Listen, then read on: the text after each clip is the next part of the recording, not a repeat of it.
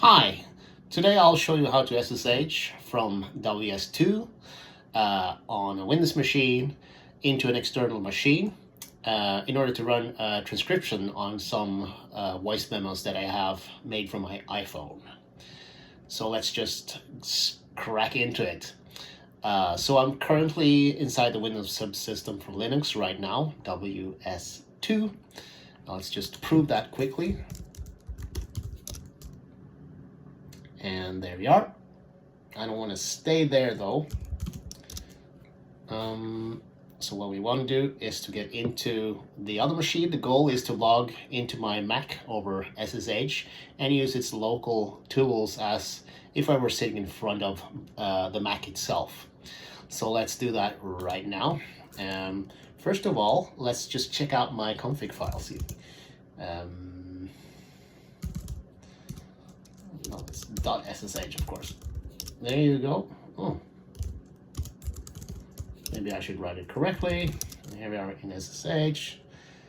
And you can check out my config files. So the real setup is in config.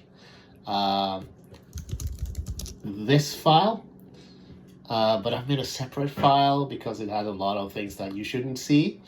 So we can just go into the prepared file and check out how that is. And this is my setup for logging into the local MacBook Air. This defines a shortcut called Mac that points to my MacBook Air on the local network. So the first line here describes just a shortcut name, and the next line is the IP, and then it's the user that you use to log on to the MacBook Air. And then it's the key that you want to use to log on to that field and that machine. And that has to be pre-made, pre-prepared, so to speak. Identities only forces SSH to only try the key you specified when password isn't allowed. This is just the default port, so it's not really technically needed for this setup, but it's there. This line server alive interval 60 pings the server every 60 seconds so that the line is kept open and it doesn't die on you. And if the server doesn't ping back 3 times, then it will just shut off. Or if the pings go unanswered, it will just shut off. So that's that. Let's get out of here. And let's prepare to get into the actual Mac. So here's the moment of truth. Let's just clear this stuff and make a new line, and let's go into the Mac, and then I can just SSH Mac because it's in the config file, and we should go into the Mac directly, and there we are. And now we're logged into the Mac, so let's prove it. This should give you some interesting things to look at. Darwin, Christopher's MacBook, so and so. Or we could do SW version and get some stuff there, or good old trusty NeoFetch.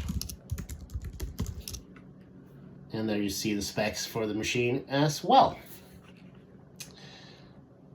So there are some voice memos that I recorded, and I want to just transcribe those using my local AI model. So let's do that now. And I've got them in downloads, I think, voice memos, and I made a test file for this. Let's just see what we have in there. There are 2 M4A files that I want to transcribe.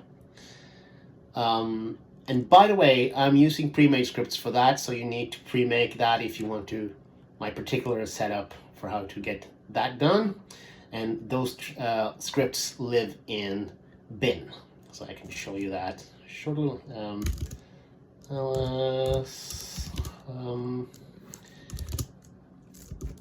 This is where they live, and that's where you see their scripts. And what I'm going to use is this script in particular called transcribe video.zsh. And I've made a link to it called just transcribe, so I don't have to write the whole script name. And then we can simply do that to transcribe the videos. So I'll run this on both files, and I'll fast forward to the actual transcription process because that's boring. So let's just do that now. I can make a new line. These are the files, and I want to transcribe them. And all the files. And now it's on its way. And it started using the model to transcribe the files. And as I said, this will take some time. So let's get back when this is done.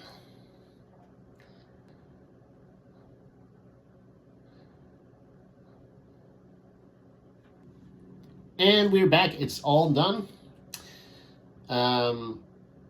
Here's the text extracted from my voice memo. And again, this all ran on the Mac, even though we're controlling it remotely from WSL2 on a stationary PC with Windows on it. Awful.